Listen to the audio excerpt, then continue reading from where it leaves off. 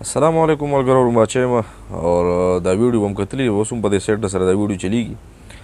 دې کې ډېر یو غټ سبق په دې ویډیو کې پروت دی دا چونکې چنچڼې دي او دوه چنچڼې په خپلو کې به جنګ شوي دي او تاسو وکتو چې یاره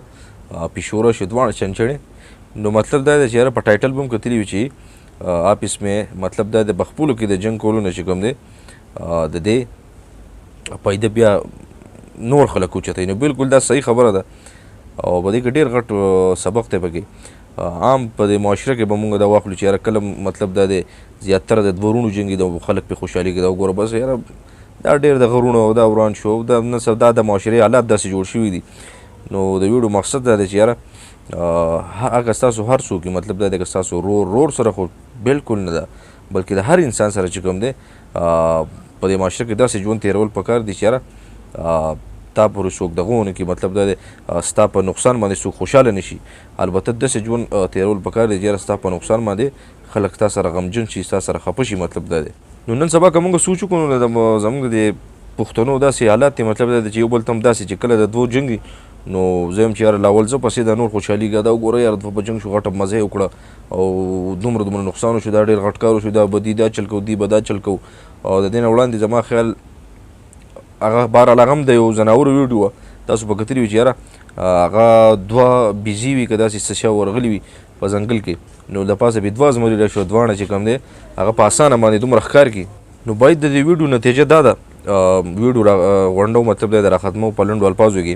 تاسو به کتلي عموما چې یاره کله مثال په طور باندې په بازار کې یا د دوو کسانو جنګ وي یا که نه نو په دغه جنګ کې اکثر د یو ملګري نه بټوه غوځاره شي په هغې کې ډېر قیمتي سامان وي روپۍ هم پکې وي اکثر د قیمتي موبایل غوځار شي په دې ګڼه ګوره کې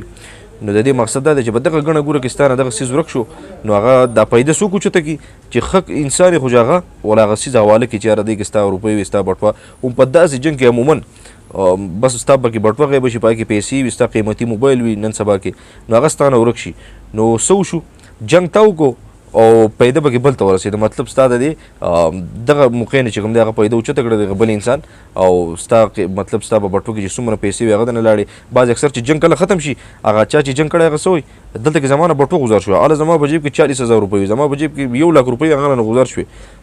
او ما سره دومره سامان هغه رانه غوځار شو په دې جنګ کې رانه غوځار شو چې چا به موندلی نو ستاسو دا پیدا چې کوم دی د جنګ چا اوچته کړه جنګ ته وکړو پیدا پکې بل وکړه نو ټولو ملګرو له خواسته چې یاره ژوند په دې مطلب په دې دنیا کې خاص کر به زه وایم چې یاره په امن په سکون سره په مینه محبت سره چې موږ ټول ژوند تیر کړو نو دا به ډېر ښه وي او مینه محبت چې څوک هم کوي هر چا سره مطلب دا دی نو د هغې ژوند چې کوم دی د خوشحالیانو نه ډکې او چې کله نفرتونه وي او دا جنګونه وي نو تاسو ته ما ووایي چې یاره بس ټول نقصان وي بیا ملګرو د ویډیو کتلو ډېره زیاته مننه او د دغې دا کمې چنچڼې دي بیا پې له پاسه پیشو راشي نو په دې کې ډېر غټ میسج ډېر غټ سبق پکې پروت دی بلا پوهان دي زما نه ډېر ښه پې پوهېږي نو کوشش وکړئ چې یاره خپل ژوند داسې تېروئ چې یاره مطلب دا دی ستاسو په نقصان څوک خوشحاله نه شي او یا ستاسو نه داسې په دغه کې چې کوم دی فایده اوچته نه کړي د ویډیو کتلو ډېره زیاته مننه که ویډیو مو خوښه شي ملګرو ویډیو مخکې ډېره شیر کړئ ډېره زیاته مننه